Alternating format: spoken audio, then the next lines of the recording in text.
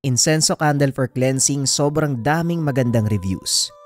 Unang hawak pa lang nila, naramdaman kagad yung karga ng candle. Kaya wag na kayong magulat kung trending yan at maraming sold. Pero mga kabayan, mas palakasin natin ang bisa ng candle. Para sa mga nakabili na, pwede nyo akong i-message para makuha ang orasyon ng ating incenso candle for cleansing. Take note mga kabayan, may bisa na yan. Nabasbasa na, pwedeng sindihan na lang, gagana na yan eh. Pero para sa mga gusto ang proseso ng ritual, narito ang orasyon at proseso. Pero bago yun, wait mga kabayan ha. Paulit-ulit na ako eh. Marami kasing hindi nakakaintindi. Unscented ito mga kabayan. Walang amoy. Yan ang ginawang candle ng Likha Merchandise. Tinanggal natin ang sobrang kapal na usok at matapang na amoy. Pero epektibo pa rin ang cleansing sa buong lugar dahil sa mahabang proseso ng pagbabasbas. Etong proseso, banggitin ang dasal sa harapan ng kandila, pagkatapos ihipa ng 3 beses ang kandila bago sindihan gamit ang posporo. Gawin ito sa umaga at gabi. Magandang hayaang nakasindi ang kandila sa loob ng 3 to 15 minutes. Mainam sa altar o sa pinakamabigat na presensya ng tahanan, doon sindihan ang kandila. Ito ang orasyon. Alab na naglilinis, apoy na nagbibigay init, at liwanag na nagtatanggal ng kadiliman. Pagkatapos banggitin ang salita na yan mga kabayan, isunod ang 6 na salita. Kasama yan mga kabayan kapag dumating na sa inyo ang incenso candle, and take note, gumagana lang ang orasyon sa mga kandilang nabasbasan. Kung interesado kayo, isearch lang Incenso Candle for Cleansing, Likha Merchandise.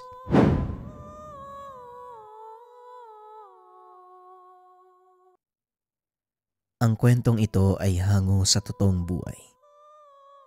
Mula ito sa isa nating kabayan na itago na lang natin sa pangalang Joel. Taong 1998, Butuan. Isang buwan pa lang ang nakalipas. Napapansin ni Joel ang kakaibang kilos ng ama. Kanina lang habang pauwi matapos ang palihim na pagsasanay, nakita niya itong merong kausap na nilalang. Hindi lang basta pag-uusap dahil meron itong ibinigay na kaagad tinanggap. Ilang beses niya nang nasaksihan ang ganitong tagpo, subalit hindi maintindihan kung ano ang dahilan. Sa tuwing magtatanong naman ay umiiwas ito sa kanya. Mabuti naman po nandito na kayo, tay. Pasado 1:00 na ng madaling araw ah. Saan kayo galing? Huwag ka nang magtanong, Joel. Kapala, sa susunod na mga araw sa kubo muna ako mamamalagi. Kinakailangan kong bantayan ang taniman dahil nagsimula na namang kumilos ang mga kawatan. Marami ng mais ang nawala sa atin. Ayos lang naman siguro sa'yo na ikaw na lang ang mag-isa dito. Napabuntong hininga si Joel. Ito na naman ang ginawa ng kanyang ama.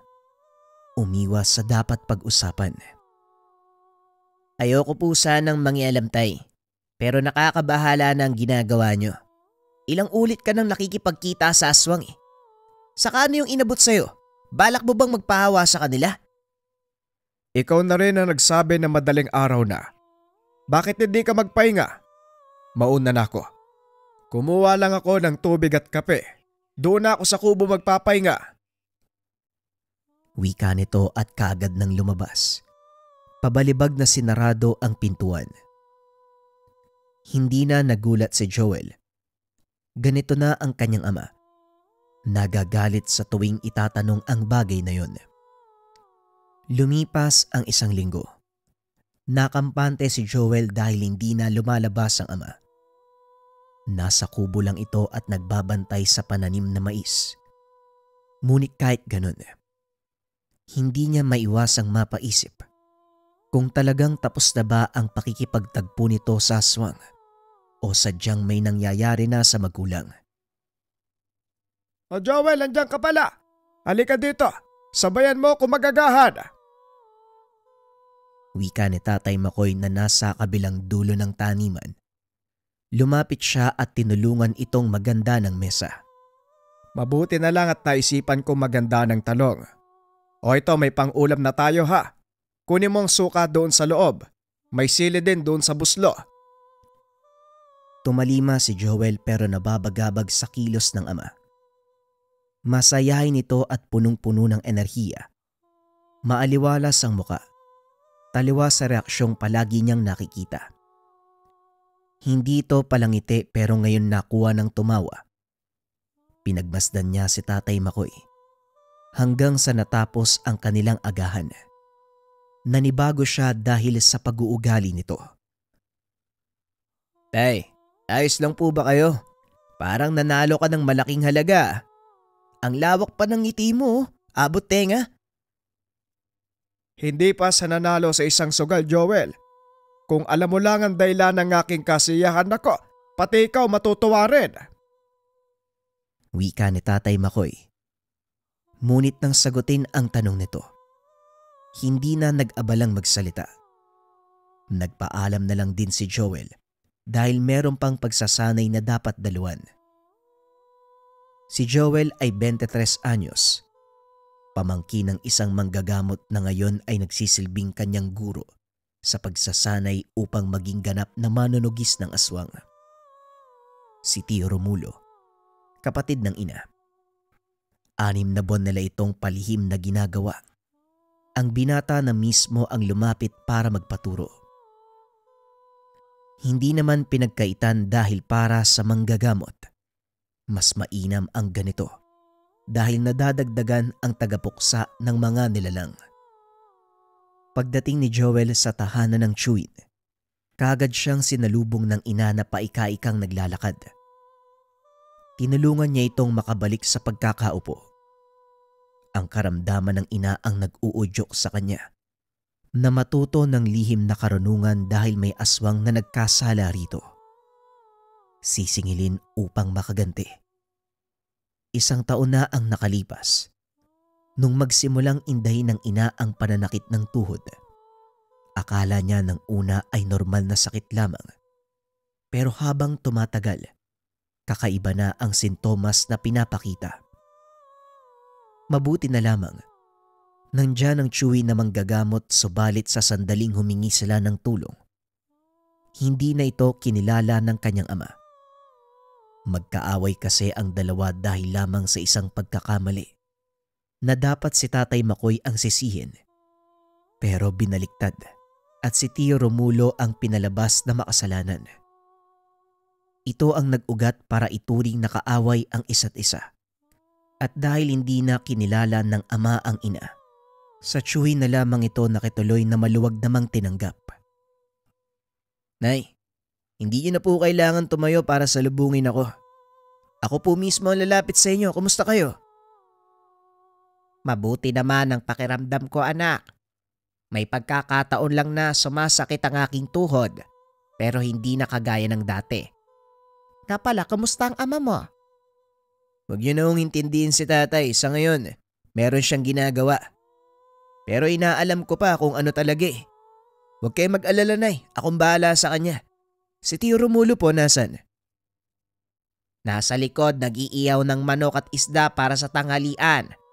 Mas mabuti pang puntahan mo tulungan. Marami kasi siyang hinanda eh. Kaarawan niya kasi ngayon. Dali-daling nagtungo sa likod ng bahay si Joel. Naabutan doon ang Chewin. Naabala sa pag-iiyaw ng isda.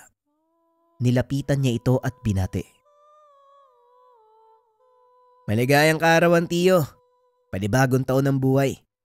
Nadagdagan na naman po ang edad pero para mas bumabata pa yung itsura niya.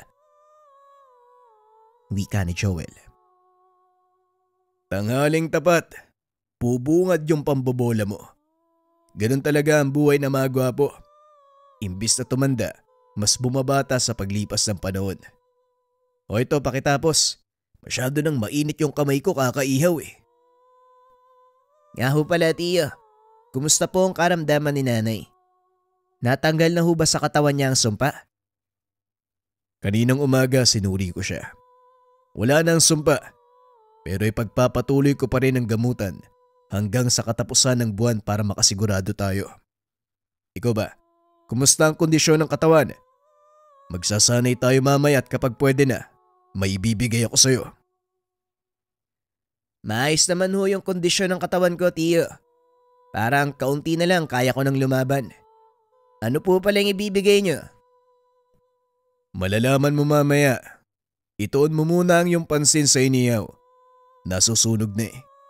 Mauna na akong pumasok sa loob para maiyanda ang hapag. Baka nagugutom na ang nanay mo. Puno ng kasiyahan ang pagsasalong naganap sa tahanan. Hindi muna tumanggap ng pasyente upang mabigyan ng oras ang araw ng kapanganakan. Pero sa kalagitnaan, nabulabog ng ingay mula sa labas. Ang bakod na kawayan ay binangga ng nakawalang kalabaw. Nang mapagtantong alaga ito ni Tatay Makoy, nagmamadaling lumabas si Joel para habulin ang nawawalang hayop. Tumulong na rin si Tio Romulo dahil masyadong agresibo at malaking bahagi ng bakod ang nasira na. Maging ang pananim ng saging sa gilid ay natumba. Niluwagan yata ni Tatay Makoy ang tali nito. Nakawala tuloy. Agresibo pa naman ang isang to. Nasaan ba ang tatay mo? Ngayong linggo 3 beses nang nakawala ang kalabaw niya. Wala ba nagbabantay? Siya lang po ang nag-aalaga sa mga kalabaw namin. 2 to eh. Ang isa maliit pa kaya nasa kulungan. Ito ang ginagamit sa pag-aararo. Ewan, matibay naman sana ang lubid pero nagawa pa ring makawala. Ay nako, siguradong may ginagawang ibang bagay si tatay. Kaya ganyan ang nangyayari sa mga alaga namin. Yung ba yung sinasabi mong pakikipagkita niya sa aswang? Hindi mo ba naitanong sa kanya kung anong ginagawa nila? Bago makasagot si Joel, napalingon sila sa biglaang pagsulpot ni Tatay Makoy. Galit na galit. Hawak ang itak at dinuduro sa kanila. Hoy! Wala kang karapatan na magtanong sa kung anong ginagawa ko sa buhay. Ang kapal ng mukha mong mangyalam ah. Sino ka ba sa inakala mo ha? Bitawan mo nga yung kalabaw ko. Tatay naman, wala namang masama sa pagtatanong ah. Nagagalit ka kaagad, parang yun lang eh. O ito na ang kalabaw mo. Niluwagan na naman siguro yung tali kaya nakawala yan. Si Joel na mismo ang nag-abot ng tali ng kalabaw sama. Pagkatapos ay bumalik sa pagkakatabi sa chewin. Sa simpleng kilos na ito, nadagdagan ang galit ni Tatay Makoy. Ganyan! Magkampihan kayo. Pagkaisaan nyo kung 2, kung diyan kayo masaya. Tay, ano bang problema nyo?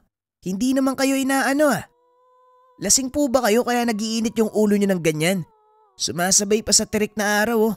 Umuwi na lang po kayo, wag na kayo manggulo. Pati ikaw Joel, dumidikit ka na sa chewin mong yan. Ano? Sa kanya ka nagtitiwala? Katulad ka lang ng iyong ina. Bakit ba ang hilig yung magtiwala sa isang mapagkunwari? Manggagamot ko no, pero magkukulam naman. Kung tungkol sa nakaraan ng usapan Makoy, mas mabuting wag mo nang halungkatin pa. Alam natin pareho kung sino ang may mali ng sandaling iyon. Huwag mo kong subukan.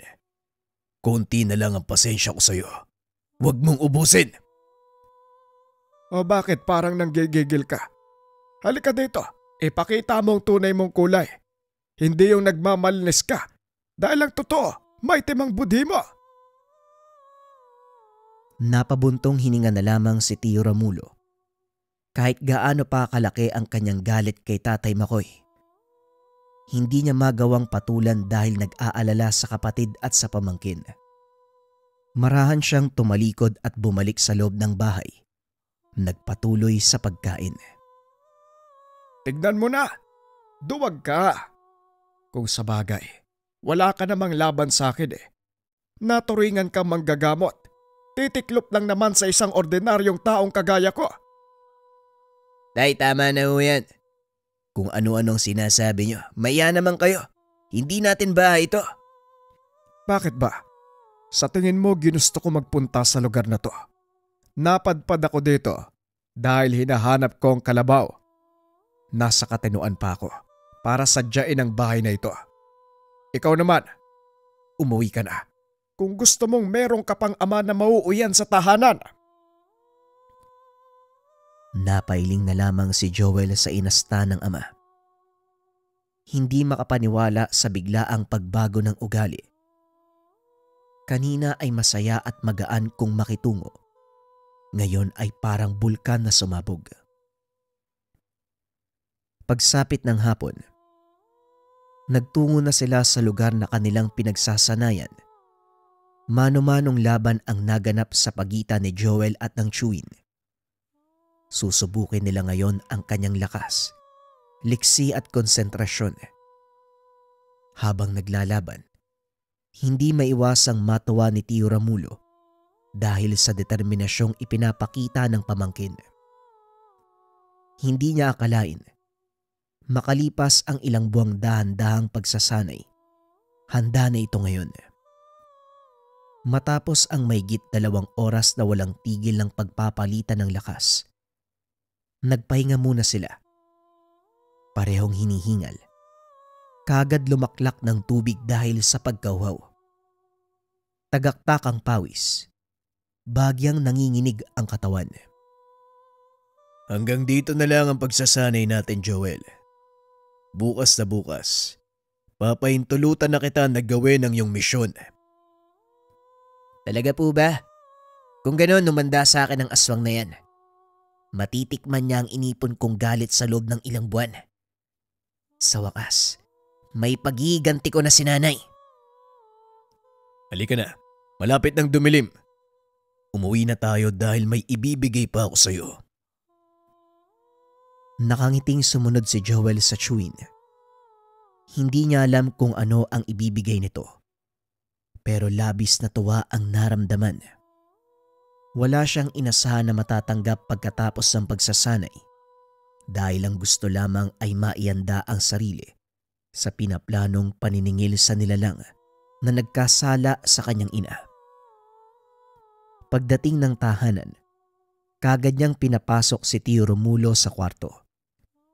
Hindi pa nakapagsalita ay kagad na inabutan ng maliit na kahon. Nagtatakang binuksan niya at bumungad ang isang kwintas. Merong nakalambitin na trianggulo. May nakaukit na isang mata sa gitna. May letra ng mga simbolo sa bawat gilid. Naman ako pa yan sa mga ninuno. Matagal ko nang tinago dahil panggagamot na lang ang nakatalaga sa aking kapalaran. Ngayong nandito ka, handa ka na. Punong-puno ng determinasyon ng sarili. Ipinagkakalob ko sa iyo ang medalyon. Suotin mo at siya na ang bahalang promotekta sa iyo laban sa anumang kasamaan, sa tao man o iba't ibang uri ng nilalang. Hindi maitago ni Joel ang tuwa habang tinitignan ang kwintas.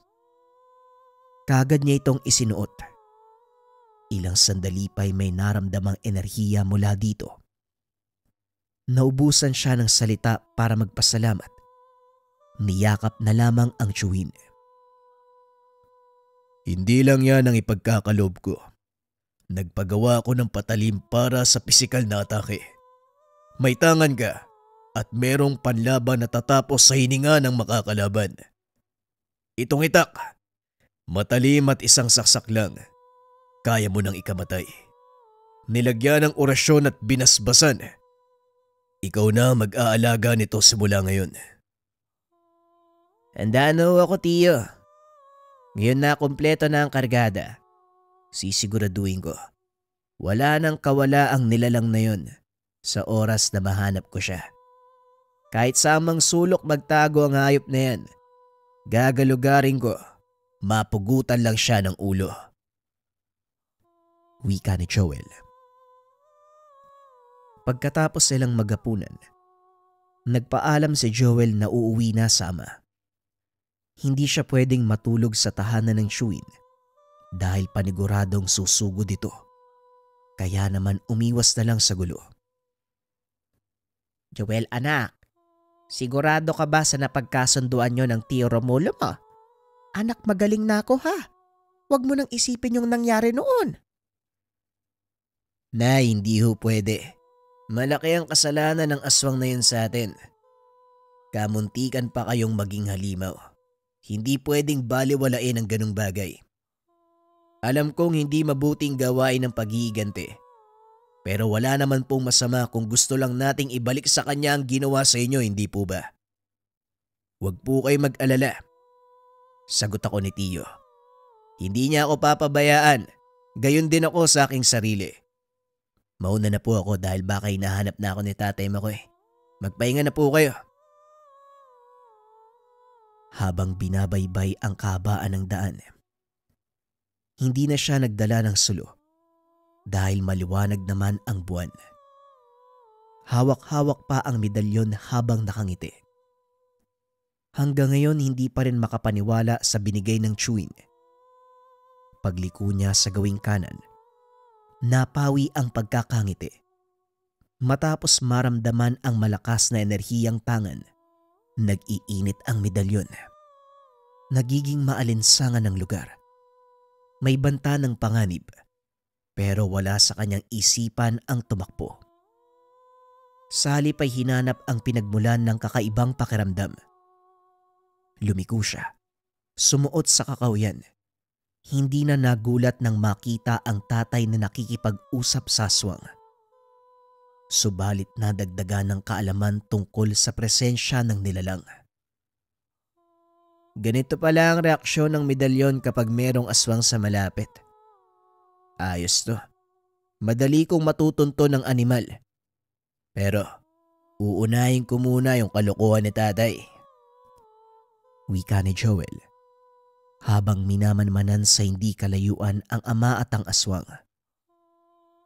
Batay sa itsura ng nilalang, sa kabila ng nakakakilabot na itsura, makikilala pa rin na isa itong matandang babae. May kung anong inuusal dahil bumubuka ang bibig. Si Tatay Makoy naman, tumatawa habang tinitignan ang laman ng inaabot na supot. Basang-basa ito. Tumutulo pa ang katas. Pagkatapos mag-usal ng aswang, naganda na ito sa pag-alis, pero kinausap pa ng kanyang ama. Kailan ba ito mauulit? Anong oras, anong araw? Para hindi ako mahuli sa tagpuan natin.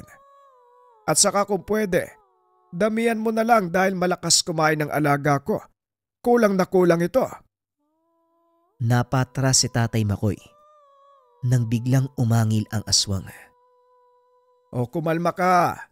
Hindi naman kita inaano eh. Nagsasabi lang ako para malaman mo kung gaano ka kulang. Lumalaki na ang alaga ko. San naman, malaki rin ang ibibigay mo sa susunod. Huwag mo kong takutin dyan dahil kaya kitang ipapatay. Mauna na ako. Bumalik ka na rin sa lungga mo. Sa Webes magkita tayo uli sa ibang lugar naman. Doon malapit sa Pilapil, 12:00 ng gabi. Asahan ko, doble ang dadalin mo. Wika ni Tatay Makoy. Inantay pa nitong makalis ang aswang bago siya lumakad. Dire-diretso ang pagakbang na parabang hinahabol. Lumabas si Joel sa pagkakatago. Tinignan ang direksyong dinaanan ng aswang. Muling pinakiramdaman ng medalyon. Unti-unting nawawala ang init nito. Sa loob niya, nakaalis na ang nilalang. Ang ama na lamang ang kanyang sinundan, pero wala ito sa bahay. Tatay Makoy, ano bang kalokohan yung ginagawa mo? Bakit ka nakikipagkasundo sa aswang? Anong alaga ang meron ka? Bakit ka nang hihingi ng pagkain sa aswang? Ano bang tinatago mo? Wika ni Joel sa sarili. Sinubukan din niyang maghanap ng bakas na posibleng magturo kung ano ang ginagawa ng aswang. Pero wala siyang mahanap sa bahay. Wala ring makuha sa mismong kwarto nito. Binuksan niya ang bintana. Nilanghap ang simoy ng hangin. Halos magkadikit na ang dalawang kilay sa pagiging seryoso. Nang maisip ang kubo sa taniman nila ng mais, nagmamadali siyang lumabas at nagtungo roon. Pagdating, kakaibang kilabot ang kaagad naramdaman. Nagsitayuan ang mga balahibo sa katawan at ang medalyon ay nagsimulang mag-init. Dahil sa senyales na ito, lumakas ang kutob niyang isang halimaw ang tinatago ng sariling ama. Bago siya lumapit para mag-imbestiga, sinigurado munang walang nakakita sa kanya. Kaso nga lang, pagdating niya sa bandang silong, bumungad si Tatay Makoy sa kanya. Kaagad siyang kinaladkad papalayo sa lugar. Anong ginagawa mo dito? Malinaw ang bilin ko. Hindi ka pwede sa kubo. Doon ka lang sa bahay. Mahirap bang unawain yon? Kasi tay, hindi pa ako inaantok eh. Wala ring magawa sa bahay kaya naisipan kong pumunta rito para tumulong sa pagbabantay ng mga pananim. Kayo na rin noon nagsabi na baka pumuntay makawatan dito ng mais. Hayaan niyo akong tumulong sa pagbabantay para masigurado nating walang babawas ng tanim. Hindi na kailangan. Kaya ko to mag-isa. Umuwi ka na. Bago pa ako mawala ng pasensya. Hindi mo naman siguro gugustuhin na magalit ako, hindi ba? Nagagalit kayo sa anak na gustong tumulong sa kanyang ama. Ano po bang inakatakot niyo? Kung makaasta kayo ng ganyan parang may tinatago kayo ah. Ano ho bang meron dyan sa loob? Sinikap ni Joel na pigilan ang sarili sa pagtalima sa medalyon. Lumalakas ang enerhiya nito at labis ang init. Gusto niyang pasukin ang silong kung saan gumawa ng espasyo ang ama na pwedeng pagtaguan. Kung hindi siya nagkakamali, doon ito itinago ang tinatawag na alaga. Wala akong panahon para makipagsagutan sa iyo, Joel. Ako na ang nakikiusap na umuwi ka. Kung wala kang magawa sa bahay, pumunta ka sa tiyuhin mo at magliwaliw. Total magkasundo naman kayong dalawa. Basta wag kang papasok sa lugar na ito. Maigpit kitang binabalaan ha! Lumakad ka na! Mariing wika ni Tatay Makoy. Itinulak pa si Joel upang umalis. Lumayo naman ang binata, pero minanmanan sa hindi kalayuan ang ginagawa ng ama. Kaso nga lang, hindi makita dahil sa dingding. Aktibo pa rin ang medalyon. Kahit gaano niya na gustong sumugod ay nagpigil. Kinakailangang mag-ingat dahil hindi alam kung anong klaseng nilalang ang makakarap. Wala nang nagawa ang binata. Umuwi na lamang ito ng tahanan. Pagsapit ng umaga, maagang umalis upang magtungo sa tahanan ng tiyuhin. Pero bago yun, dumaan muna siya sa ama. Ang tigas ng ulo mong bata ka. Manipis na lang ang konsensya ko para sa'yo ha. Huwag mo nang sagarin. Hindi mo magugustuhan ang sasabihin ko. Umalis ka. Huwag kang magpunta sa kubo. Ilang ulit ba kitang pagsasabihan? Makinig ka naman. Eto 20 pesos. Bumili ka ng gusto mo, alis. Napabuntong hininga si Joel. Naging masama na rin ang tingin sa ama. Kung paubos na ho ang pasensya nyo, ganon din ho kayo sa akin. Kung patuloy ka pang magmamatigas, pasensya na tay. Hindi ko alam kung anong magagawa ko kung sakaling halimaw ang tinatago mo. Wika niya. Kagad siyang umalis ng taniman. Dumiretso sa tahanan ng tiyuhin kung saan nag-iintay ang ina. Napaaga ata yung punta mo. Nag-away na naman kayo ng tatay mo, ana. Pagpasensyahan mo na siya. Baka gawa lang ng katandaan. Kaya ko naman pong intindihin si tatay, pero parang sumusobra na siya. Pero wag niyo na lang po akong alalahanin.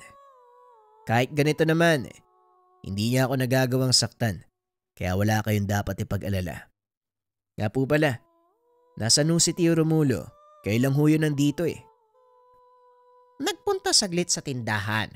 Nagluluto kasi siya eh. Naubusan ng asin at suka. Nakailigan na yata ni Tio ang pagluluto ah. Dati ayos lang sa kanya ang tinapay at kape. Minsan nga saging at kamuting kahoy. Parang gusto ko tuloy matikman yung luto niya. Mamayang hapon magluluto tayo ng puto. Gawa ng kamuting kahoy. Tulungan mo ako mag-ani mamaya ah. para may mailuto tayo. Si Mang Tomas din kasi gustong bumili kaya gagawan ko na lang. Wika ng Chewin. Kakabalik lang galing sa tindahan. Kaya pala, pagtiyagaan mo muna tong biskwit oh. Hindi pa luto yung isda, medyo matatagalan pa eh. Yan na muna ang kainin mo. Joel, samahan mo ko sa kusina. Nang maintindihan ng tingin ng Chewin, sumunod kagad siya. Bakit po, Tiyo? May dala ka bang balita? Tungkol sa aswang na nagkasala sa iyong ina. Namataan siya ni Paring Rigor sa kabilang bayan. Hindi ako nagduda dahil si pare ang nakakita sa aswang na yon nung inatake si Rosa. Joel, siguraduhin mong palagi kang handa dahil hindi nalalayong pupunta yun rito sa lugar natin. Meron siyang baka sa nanay mo. Hindi ko yung tinanggal upang balikan niya. Ito na siguro ang panahon. Tapos na siya magpalakas ng puwersa. Wag ko kayo mag-alala, Tiyo. Nakahanda naman ako eh. Hindi na rin ako makapag-antay na magawi sa atin ang nilalang na yon. Sa sandaling mag-cruise ang landas namin, hindi ko siya bubuhayin. Di diretso siya sa impyerno. Mabuti naman kung ganun. Pero wag mong hayaan na pangibabawan ka ng galit. Dahil minsan yan pa ang dahilan ng kapalpakan. Kaya ko namang patayin ng aswang. Pero mas makakabuti kung ikaw ang gagawa nun. Hindi kita bibiguin, Tiyo Romulo. Ilang buwan ang ginugol natin pagsasanay. Hindi ako makakapayag na mapunta lang sa wala ang lahat ng pinaghirapan natin. Ay kayang seryoso nyo naman dyan. May binabalak na naman ba kaya? Joel, Romulo. Wala naman, Rosa. Nabanggit ko lang kay Joel ang tungkol sa magaganap na sabong kasi malapit na yung piyesta sa kabilang barangay. Naghahanap kami ng manok na pwedeng ilaban. Ay nako, yan ba talaga? Alam ko na ang galawan niya. Hindi nyo na ako maloloko. Tungkol pa rin ba to sa nangyari noon? Ipagdasal na lang natin. Hayaan nyo na yung aswang. Ako ang natatakot para sa inyo. Rosa, wala ka namang dapat ikatakot eh. Magtiwala ka sa akin lalong-lalo na sa anak mo. Walang mapapahamak, sigurado yan. Wika ni Tiyo Romulo. Naputol ang kanilang pag-uusap dahil handa na ang hapag. Pagpatak ng 3:00, nagtungo sa taniman ng kamoteng kahoy si Joel at Romulo. Kanya-kanya silang dala ng bukag na pagsisidlan ng bungang ugat. Habang nangunguha, napansin nila si Tatay Makoy na nagmamadaling naglalakad patungo sa kung saan. Lumilingon pa, bagay na kay nahinala. Nagkatinginan ang dalawa. Parehong nagtatanong kung ano ang nangyari. Hindi kaya may kikitain na naman yung tatay mo? Hapon pa lang napaaga ata. Wika ng Chewin. Ibinalik ang pansin sa paunguha ng bungang ugat. Hindi ko alam, Tiyo eh. Pero batay sa narinig ko nung nahuli ko sila, sa Huwebes pa ang muli nilang pagkikita. Hindi ko talaga alam kung ano yung ginagawa ni tatay eh. Kung ang aswang ang kikitain niya ngayon, makakaharap niya ito sa anyong tao. Kung may makakakita sa kanila, makikilala kung sino ang taong yun. Dahil sa sinabi ng Chewin, may naisip si Joel. Kagad siyang nagpaalam at nagmamadaling sinundan ng ama. Desperado na siyang makilala kung sino ang kinakausap nito. Mababa ang nilakbay ng kanyang ama. Napapagod na rin ang binata. Masyadong paikot-ikot. At kung hindi niya naisipang maglagay ng palatandaan, hindi niya matutunton ang daan pabalik. Sa isang lumang tahanan nagtungo ang ama. Bago ito pumasok ay tumingin muna sa paligid. Dahan-dahan na rin siyang sumunod para malaman ang magaganap. Hindi mahirap ang pumasok dahil masyadong maraming butas ang dingding na pwedeng daanan. Naging maingat naman siya sa kanyang kilos Maigpit na hinawakan ng medalyon, nagkarga ng sabulag. May kalakihan ng bahay kaya natagalan si Joel bago mahanap ang kinalalagyan ng ama. Sa kusina nag-uusap ang dalawa at dahil gawa sa kahoy ang sahig, hindi na siya nakakbang pa. Marupok at sa bawat pagtapak ay maglilikha ng ingay. At upang hindi mahuli, nagtago na lamang siya sa tabi at tinalasan ang pantinig. Hindi ko alam na may alaga ka pang uwak. Pumunta sa tahanan at nag-ingay. Hindi ko rin alam kung ano ang gustong sabihin kaya nagpunta na ako dito. Ano kailangan mo? Tanong ng ama sa isang matandang babae na nakatalikod sa kanyang direksyon. Kailangan ko ng makakain. Baka gusto mong tumulong. Huwag kang tumanggi dahil may pananagutan ka rin sa akin. Alam mo na kung ano ang pinakakailangan ko. Pananagutan? Akala ko ba kusang tulong yon, tanda? Nung lumapit ako sa'yo, hindi ako nakapagsalita dahil inunahan mo ko. Alam mo kagad ang pakay ko tapos ano? Binigay mo sa akin ang isa mong anak para alagaan. Dahil ang nilalang na yon ang sasagot sa aking problema. Tinanggap ko dahil sabi mo kusang tulong. Oo, bumuti ang karamdaman ko nung nasa aking pangalaga ng anak mo. Pero ngayon sasabihin mo pananagutan ko yun sa'yo. Aba, ang bilis mo yatang makalimot ng napag-usapan natin. Kung gusto mo ng makakain maghanap ka. Kaya ka nga naturingang aswang at ikaw ang nagbibigay sa akin nun . Huwag mo akong subukan, Makoy. Baka gusto mong ilantad ko nangyari noon. May anak ka, hindi ba?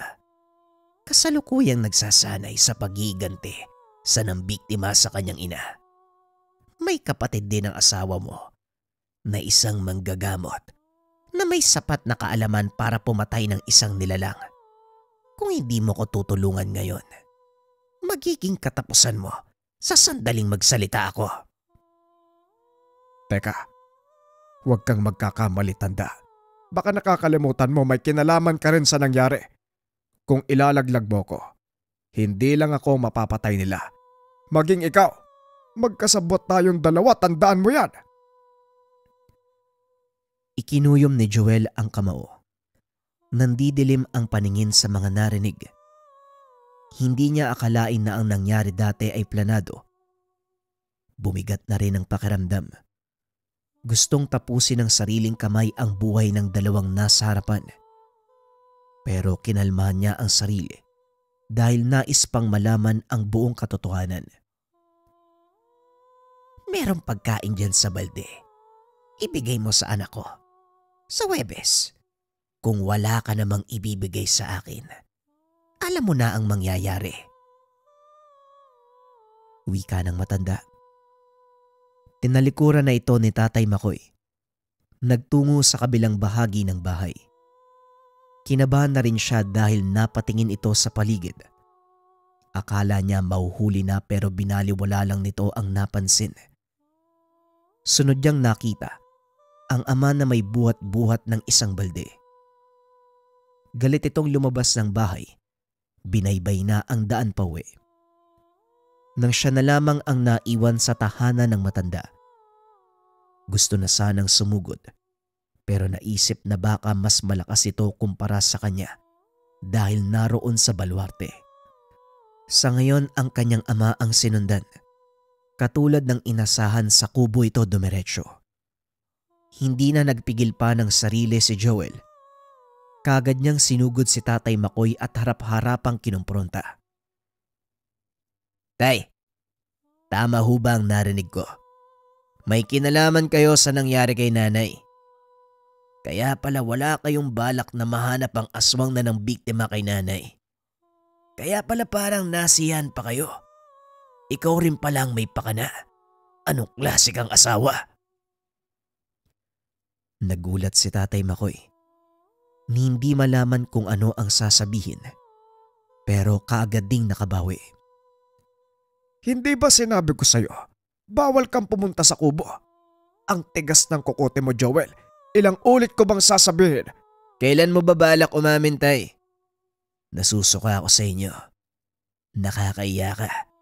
Hindi ko alam kung paano ako nagkaroon ng ama na kasing sama ni Satanas. Nagawa mo pang ipagkanulo sa aswang ang asawa mo. Sa puntong ito, hindi na rin nagpigil ng galit ang ama.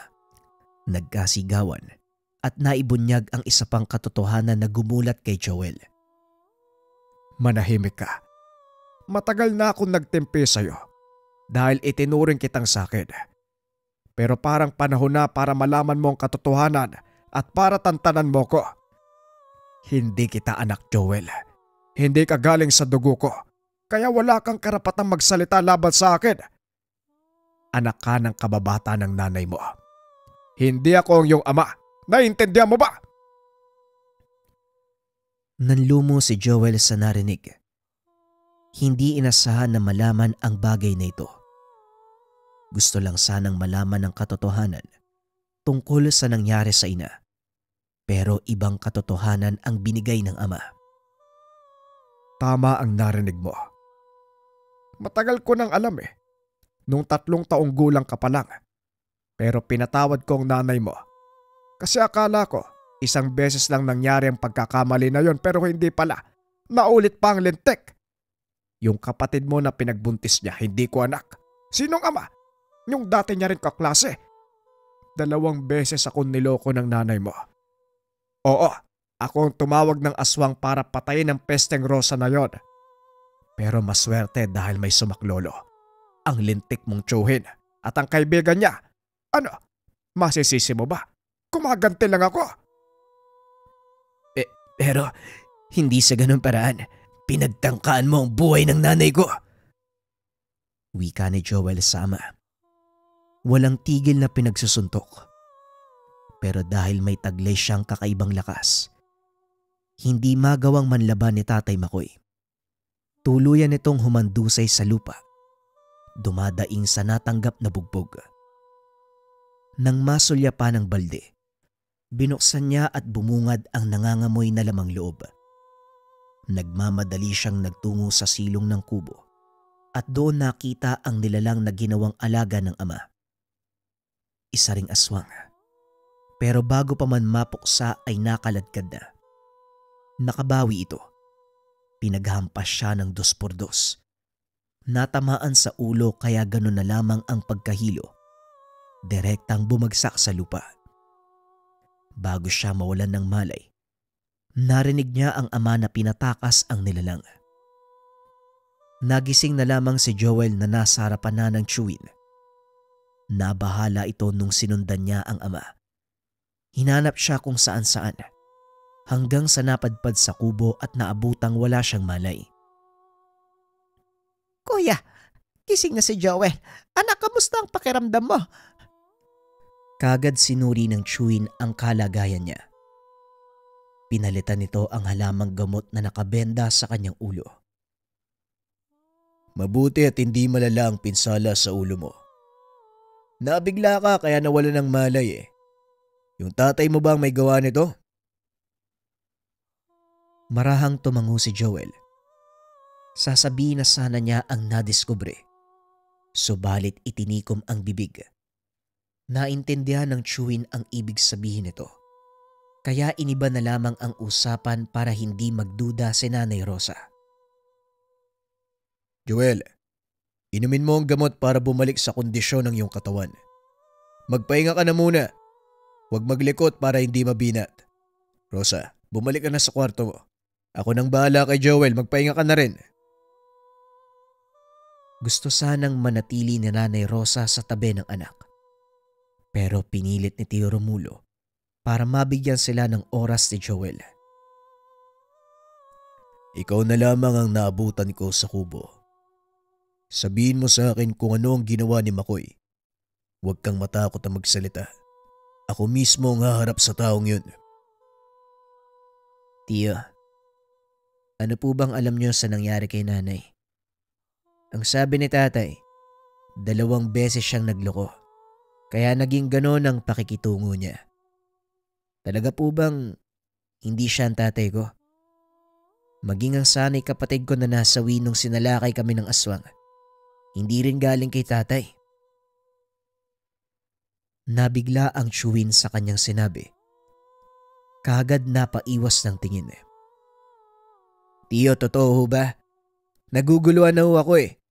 Hindi ko alam kung nagsasabi ba ng katotohanan si tatay o sadyang gusto niyang bilugin ang ulo ko. Tiyo, sabihin mo ang totoo. Yan ang katotohanan, Joel. Pero wag mong pag-isipan na masama ang iyong ina. Dahil hindi niya kagustuhan ang nangyari. Biktima siya ng panggagasa. Masakit malaman pero ito ang katotohanan. Para maging malinaw sa'yo, ipapaliwanag ko ang buong pangyayari.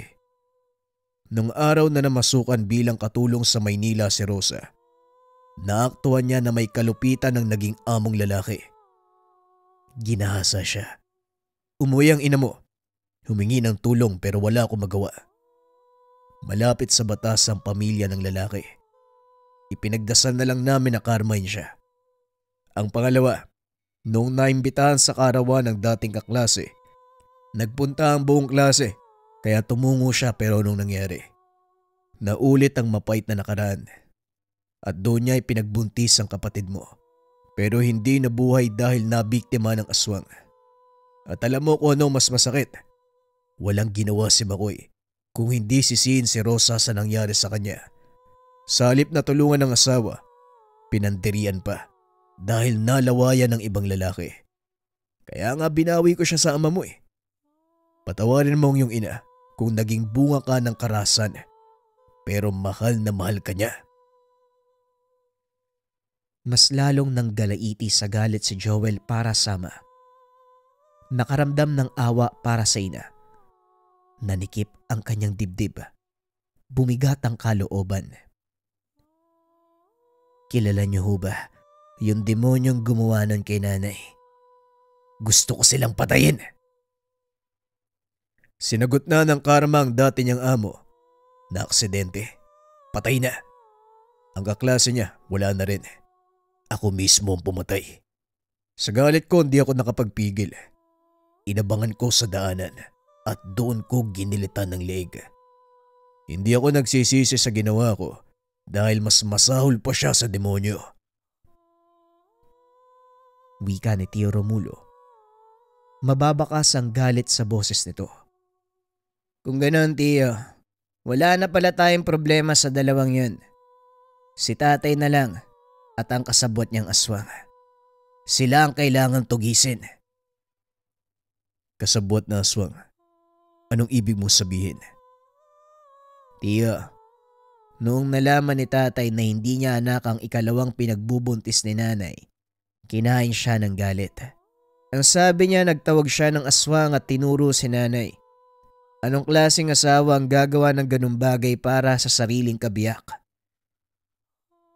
Makoy, isa kang demonyo. Ano pangalan mo, Joel? Sabihin mo sa akin at baka ako pa mismo ang papatay sa taong yun. Nasundan ko siya. Nakita ko matandang aswang na kinausap niya. Hindi ko lang maintindihan kung bakit parang iniligtas pa ang kanyang buhay sa pamamagitan ng pakikipagkasundo at pag-aalaga ng isa pang aswang. Sa kabilang bayan ko sila nakita. Doon sa lumang bahay. Kung ganun, ibinenta ni Makoy ang sarili para maisalba ang konting problema. May sakit sa atay ang tatay mo dahil sa labis na pag-iinom. Binalot ng takot siguro kaya kumapit sa patalim. Sa tingin ko, pinasahan ng sumpa ang iyong ama. Mawawala ang karamdaman pero magiging aswang kalaunan. Sa ngayon hindi pa umiepekto pero darating ang takdang panahon. Hindi talaga nag-iisip. Mahina ang utak. Tio, bukas sa bukas tutugisin natin silang pareho. Baka makatakas pa sila. Yun nga ang gagawin natin, Joel. Pero may gusto kong linawin. Handa ka na bang kalabanin ng iyong ama nang walang pag-aalinlangan? Natigilan si Joel. Nasamid ang dila. Matapos timbangin ang lahat ng nangyari, sinagot ang Chewin. Tia, Mapapatawad ko si tatay kung patas ang kanyang laban. Kaso nga lang meron siyang isiningit na nilalang na naging dahilan ng kamatayan ng aking kapatid at kamuntikan pang madali si nanay. May pananagutan pa rin siya. Kung sakaling hindi ko kaya, kayo na po ang bahalang pumatay sa kanya. Naiintindihan kita, Joel. Ngayon magpahinga ka muna. Bukas na bukas, hahanapin natin ang aswang at ang tatay mo. Sabay natin silang papanagutin. Inilaan ng magtiyo ang gabi para makapagpahinga upang malagay sa kondisyon ng pag-iisip at katawan. Pagsapit ng kinabukasan, bago pa man sumikat ang araw, tinungo nila ang tahanan ni Tatay Makoy. Tamang-tama ang kanilang pagdating dahil naabutan nila itong pinapakain ang alagang aswang.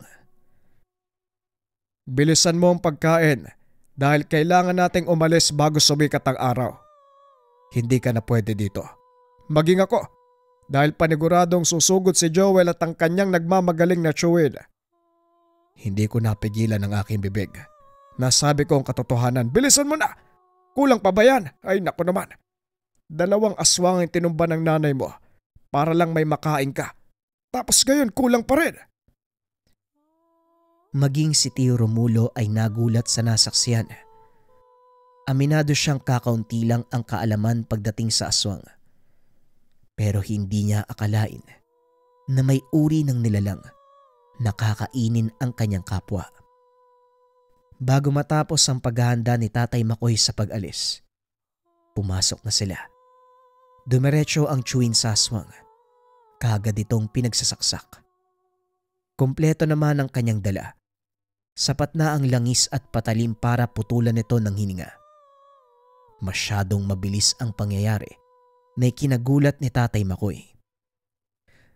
Anak Dag, paano? Bakit mo pinatay? Hayop ka.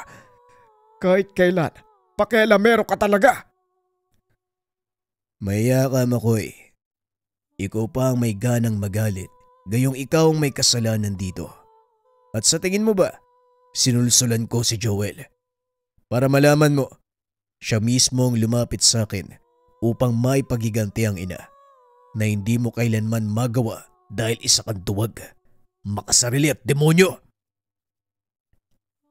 Tangkang susugurin ni Tatay Makoy si Tio Romulo, pero hinarangan kagad ni Joel. Sinuntok sa mukha ang ama. Tama na, Tay. Hindi ka ba nandidiri sa sarili mo?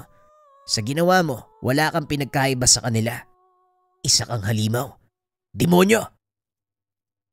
Pagkatapos ng lahat ng ginawa ko para mapalaki ka, mabihisan, mabigyan ng tirahan, ito ang igaganti mo. Pasalamat ka nga dapat. Tinanggap kita kahit alam kong anak ka ng iba. Wala kang utang na loob. Kailanman hindi ako tatanaw ng utang na loob sa taong nagpahamak sa aking ina, pati na rin sa aking kapatid. Mas masahol ka pa sa demonyo. Wika ni Joel. Binugbog ang ama sa labis na galit. Hindi siya inawat ng chewin dahil nais pa din itong matauhan si Tatay Makoy sa lahat ng kasamaang ginawa. Nang bumulagta na ito sa sahig, doon lamang siya tumigil. Bagsak na yan, Joel. Tama na. Siguro naman natuto ka na, Makoy, dahil kung hindi, ako ang tatapos sa'yo. Maswerte ka pa dahil ngayon ko lang nalaman ng kademonyo ang ginawa mo sa aking kapatid. Dahil kung noon pa, malamang naaagnas na ang katawan mo sa kabaong. Pinagpala ka pa rin ng pagkakataon, pero mukhang matatapos na rin ang buhay mo. Sa pagkakaalam ko, kapag binigyan ka ng aswang ng kailangang alagaan, kapag namatay ito, ganun din ang kanyang amo. Ngayon sabihin mo sa akin, sino ang aswang na kasabot mo? Magsalita ka habang may hininga ka pa. Patawad. Patawarin niyo ko. Hindi ako nag-isip. Dala lamang ng galit kaya nagawa kong ganitong bagay. Joel, patawad anak. Romulo, tulungan mo ako. Gamutin mo ako. Wika ni Tatay Makoy. Kung ako lang ang magpapasya, papatayin kita. Pero dahil mahal ka ng aking pamangkin at iginagalang ko ang kanyang desisyon, siya ang tanungin mo. Joel, pagbibigyan ba natin ang hayop na to? Muling natahimik si Joel. Nag-iwas na rin ang tingin. Emosyonal nang makita ang kalagayan ng ama. Kahit alam na hindi niya ito tatay, hindi pa rin niya may pagkakaila ang pagiging ama nito sa kanya. Naging totoo sa pag-aalaga at pagtugon sa pangangailangan, kaya naging mahirap ang desisyon. Hindi siya makapagsalita. Huwag mo nang pilitin, Joel. Sagot ko ng isang to. Siguradong naguguluhan ka, kaya hayaan mong ako ang magpasya. Marahang tumango si Joel. May tiwala siya sa Chewin, kaya ipinagbahala na lamang niya rito ang magiging kapalaran ng ama. Makalipas ang 2 araw, hindi pa rin mawala sa isip ni Joel ang nagdaang nangyari. Hindi na rin nila hinanap ang matandang aswang na kasabwat ng ama dahil nakalis na ito. Wala na silang naabutan sa lumang bahay. Samantalang si Tatay Makoy naman, ginamot at ngayoy nagpapagaling na sa mismong tahanan ng Chewin. Ang lalim ng iniisip mo, Joel. Yung pa rin bang inaalala mo? Nabigla lang po ako sa lahat ng nangyari pero kinakaya ko naman. Hindi magtatagal. Dahan-dahan ako makakabalik sa dati. Sa ngayon parang gusto ko munang makapag-isip-isip. Tiyo, maraming salamat po ha. Kung hindi dahil sa inyo, hindi ko magagawa yun. Hindi lang ako nailigtas nyo, maging si nanay rin, pati si Tatay Makoy. Hindi naman pwedeng pabayaan ko na lang kayo. Magkapatid kami ni Rosa. Pamangkin kita. Isang pamilya tayo. Gagawin kong lahat para sa inyo kahit kamatayan pa ang maging kapalit. Nga pala, tatagal pa ng 1 linggo o higit bago bumuti ang kalagayan ng iyong ama. Sa lakas ng kamao mo, pati yung buto sa tagiliran na bali eh. Napuruan din yung kalibang mata pero huwag kang mag-alala. Sisikapin kong mapagaling si Makoy. Sobrang bait niyo po. Ang laki ng kasalanan ni Tatay Makoy sa inyo. Pero ginawa niyo ang lahat para magamot siya. Hindi lang ang pambubugbog ko, maging ang sumpa ng aswang. Nagawa niyong maputol ang koneksyon ng nilalang sa kanyang buhay. Nailigtas niyo siya. Maraming salamat po, Tiyo Romulo. Pagpalain ka ng may kapal. Hindi ko rin alam kung bakit hanggang sa isip lang yung pagtatangka ko na patayin si Makoy. Kung tutusin, dapat lang sa kanyang kamatayan sa kasamaang ginawa niya. Pero sa tuwing may isip ko si Rosa at ikaw, ang lakas ng hatak ng pagmamahal ko sa inyo, kaya naiwasan kong tapusin ang buhay ni Makoy. Hindi ko pa nakausap ang nanay mo, kaya ikaw na munang tatanungin. Matatanggap mo ba uli ang tatay mo? Tiyo, hindi na. Napapatawad ko siya pero hindi na matatanggap bilang ama. Hindi dahil hindi siya yung tunay. Masyadong masakit ang ginawa niya kaya wag na lang. Pero hindi pa rin mawawala ang respeto at paggalang ko. Dahil bali-balik ta rin man ang mundo. Siya ang nagpalaki sa akin at hindi ko pwedeng baliwalain yun. Matapos ang kaganapan, pinili pa rin ni Joel na magpatawad. Malaki ang naging kasalanan ni Tatay Makoy sa kanyang ina. Pero hindi may tatanggi ang nagawa nitong kabutihan.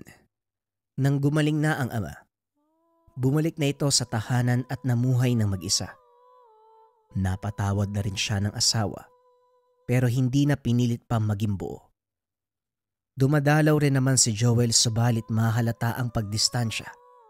Hindi niya rin masisisi. Ipinagpatuloy ni Joel ang natutunan mula sa Chewin.